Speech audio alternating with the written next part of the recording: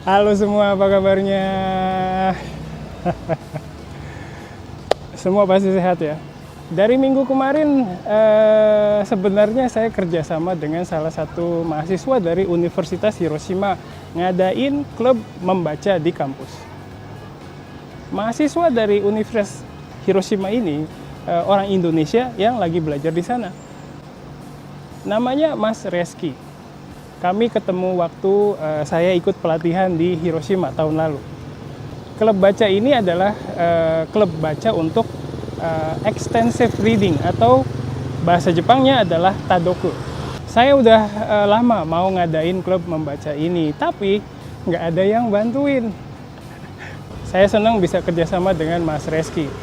Klub membaca ini berkegiatan di hari Senin, Rabu, dan Jumat dari jam 3 sampai jam 5 sore. Apa ada yang mau gabung? Terus minggu kemarin saya dapat tugas untuk jadi juri di lomba fashion show.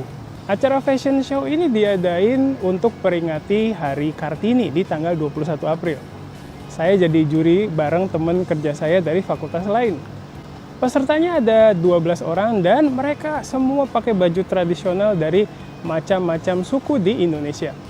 Peserta hari itu semua cantik-cantik, jadi saya dan juri yang lain bingung putusin siapa pemenangnya. Tapi ya acara ini cuma buat seru-seruan aja sih, jadi nggak serius banget. Akhirnya peserta yang menang adalah peserta dari fakultas tempat saya kerja. Soalnya selain bajunya bagus, dia juga bisa menari tarian Bali. Ngomong-ngomong, saya juga nggak tahu kenapa saya dipilih jadi juri. Terus minggu kemarin kan saya ada satu kelas di Kebun Bahasa Japanesia. Nah, habis kelasnya selesai, saya antar muridnya sampai lobi gedung. Nah, waktu itu saya ninggalin HP dan barang-barang saya di kantor Japanesia. Nah, masalahnya adalah kunci akses ke kantor itu ada di HP. Jadi saya nggak bisa masuk kantor lagi. Jadi kalau mau masuk ruangan kantor, saya harus pakai aplikasi di HP. Wah, saya panik. Soalnya malamnya saya ada kelas online. Saya nggak hafal nomor HP Taiki atau orang lain yang mungkin bisa tolong saya. Akhirnya saya mutusin untuk kirim email SOS ke email Japanesia lewat HP Satpam. Untungnya email saya dibaca dan Pak Bos Taiki bisa jemput saya di Gedung Plaza Asia. Berkat Pak Bos, saya bisa masuk ke ruangan kantor dan ambil barang-barang saya lagi. Makasih Pak Bos. Makasih banyak.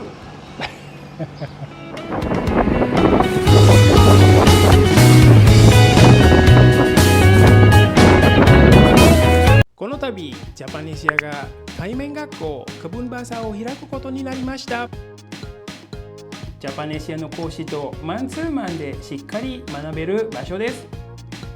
場所はスナヤン駅から徒歩3分ほど、プラザアシアの16階 HQ オフィスにあります。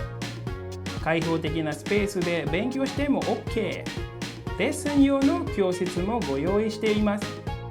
今は無料体験レッスンを実施中です。ジャパネシアの講師と一緒にクブンバーサでインドネシア語を伸ばしてみませんか？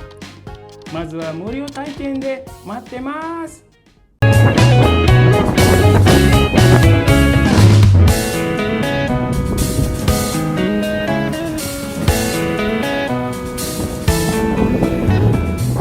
Oke, itu tadi cerita keseharian saya. Makasih untuk kalian yang udah nonton video Japanesia minggu kemarin.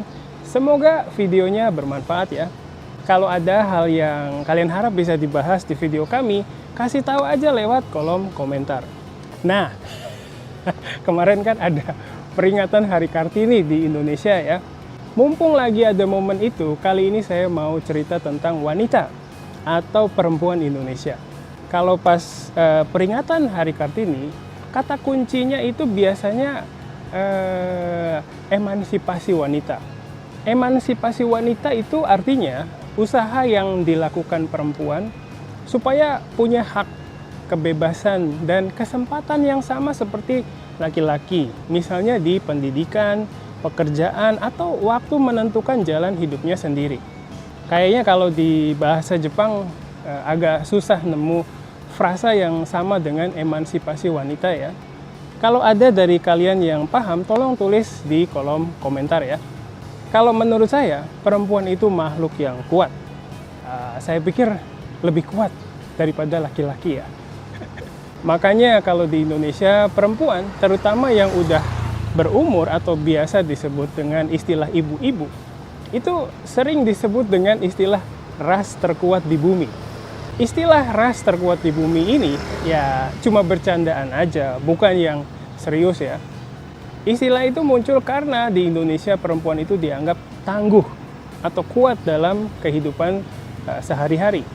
Istilah ras terkuat di bumi biasanya muncul di konten media sosial yang gambarin kejadian lucu terkait dengan ibu-ibu di Indonesia. Misalnya konten yang isinya tentang ibu-ibu yang naik motor tapi nggak ikuti peraturan lalu lintas di jalan. Kadang ada yang lampu sennya nunjukin kalau dia mau belok ke kiri, tapi ibu-ibu ini malah beloknya ke kanan.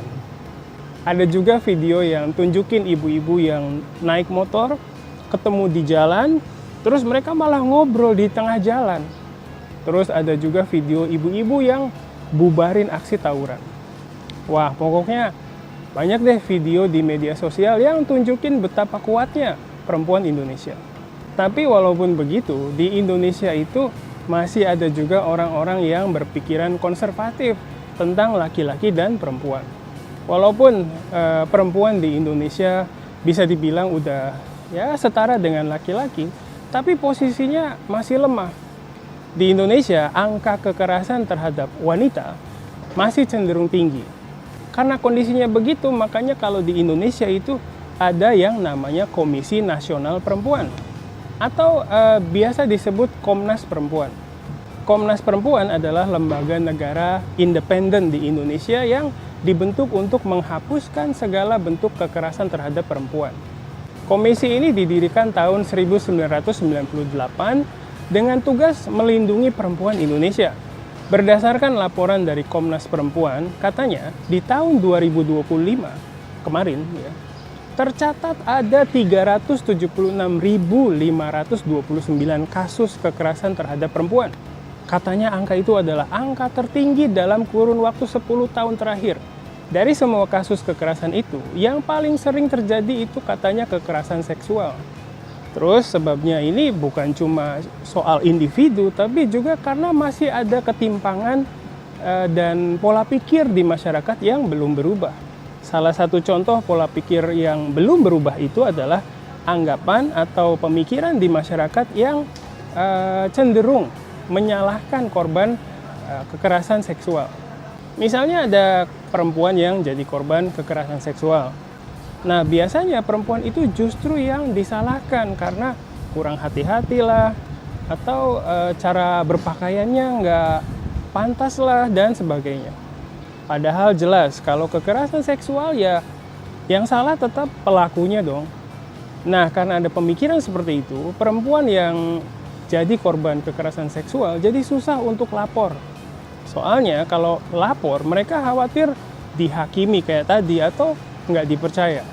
Katanya baru-baru ini Jakarta ditetapkan sebagai kota teraman kedua di Asia Tenggara. Di saat yang sama berita tentang pelecehan seksual di kereta dan bis juga sering muncul. Itu cara menetapkannya gimana ya? Saya jadi penasaran. Ngomong-ngomong tentang perempuan, di rumah saya isinya perempuan semua nih. Saya yang paling ganteng di rumah.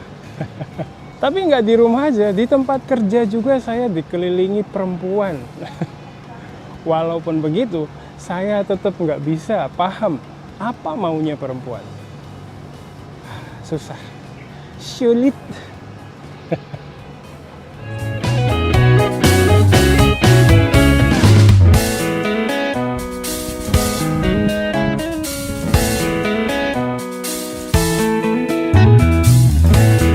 皆さん、ここでちょっと CM です。ジャパネシアのオンライン学校 JLC では今7日間の無料体験キャンペーンを行っております。 JLC って山ほど授業があるし、教材も山ほどあります。使える人は得だけども、使いこなせないと損しちゃう、そんな印象を持たれる方も多いです。この7日間では JLC の魅力を存分に体験していただくことができます。登録からメールでいろいろご案内させていただきます。で、何から始めればいいかわからない、自分のレベルにぴったりのレッスンや教材って何？今抱えている課題をどう解決する？そういったものをこの7日間でしっかりと見極めて、もっと話せる、もっと分かる自分に近づきましょう。ご希望者は一度僕とカウンセリングすることも可能ですので、一緒に目標を立てたり、教材やレッスンを選んだりしましょう。 JLC を味方につけると強いですよ。待ってます。ここからはい、ここからは日本語で話します。今回の動画でインドネシア人女性について少しお話ししましたけれども、いかがでしたでしょうか。やっぱり女性って強いと思います。Dari dalam seorang perempuan itu bisa keluar sebuah kehidupan ya. もう頭が上がらないですね。尊敬してます。さて、今回も日記に出ている単語についてお話ししたいと思いますけれども、その単語はkekerasanのクラスです。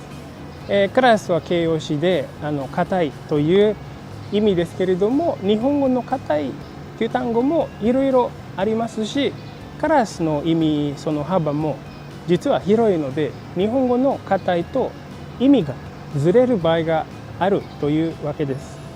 例えば日本語の大きい声はインドネシア語でsuara besarじゃなくてsuara kerasですから、かなりずれていますね。suara dia besar banget も使いますけれども、大きい声という意味より低い声という意味で使われることが多いと思います。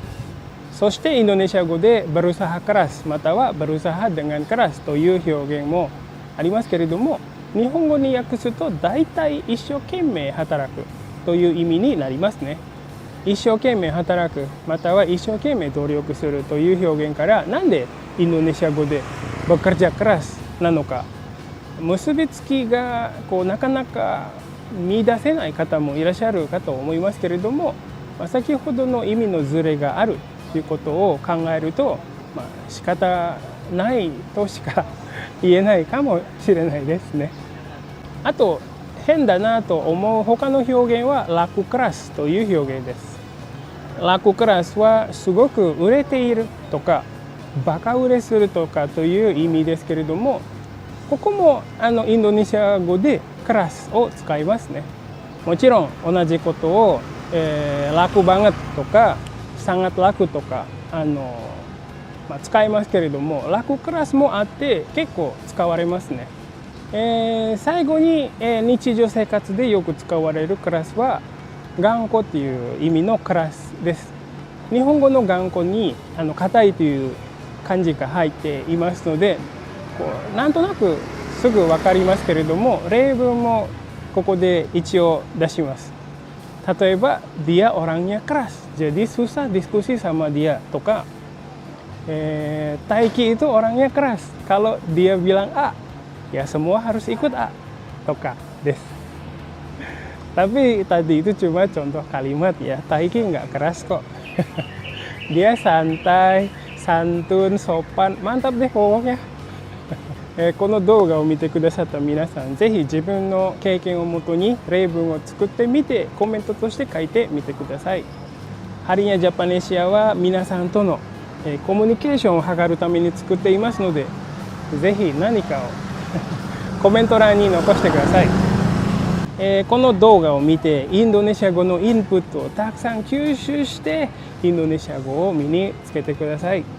インプットをたくさん吸収している間にアウトプットを出したいという気持ちが強くなると思います。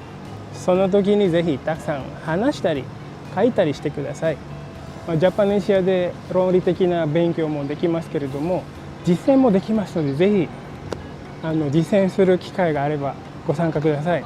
ジャパネシアに毎週このハリニャジャパネシアを書いていますので、わからないところがあったら下にコメント書いていろいろ質問してください。